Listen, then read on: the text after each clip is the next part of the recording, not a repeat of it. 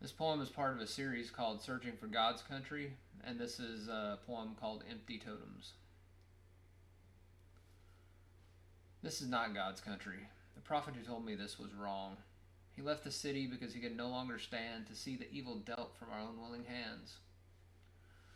I was there in 2001 as people cheered Enron's run, only to find they made no money, except for when they pilfered California and used their power grid for a pot of honey. Yet the analysts on the street named Wall still touted their revenue, saying it would never fall, only to find that sales don't count when you just shift the money across your own accounts. I was there in 2008 when the dream of a house for everyone was used for the new bait. Complex rows, skewable lines, statements so complex they fool brilliant minds.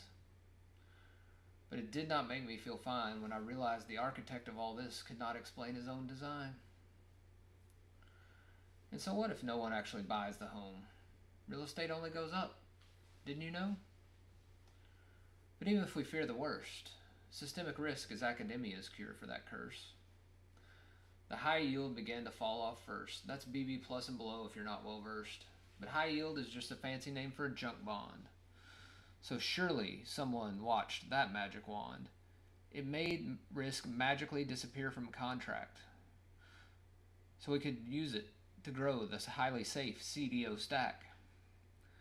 This was the first phase, and I could go on for days and days, describing all the intricacies and ways that the numbers didn't behave. Many things happened, but it was the need for paper that sealed our fate. Paper to feed that MBS machine so that bonuses were paid on a promised date.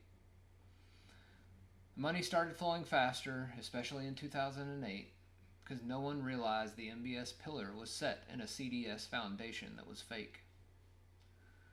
Corporations didn't just mess up, they failed epically. But the bigger problem was the system was controlled by the greedy, so the corporations nailed the employees upon the cross and offered them up as the penance for causing all that loss. Corporations offered this up with false vigilance, and a promise was made to always remain diligent.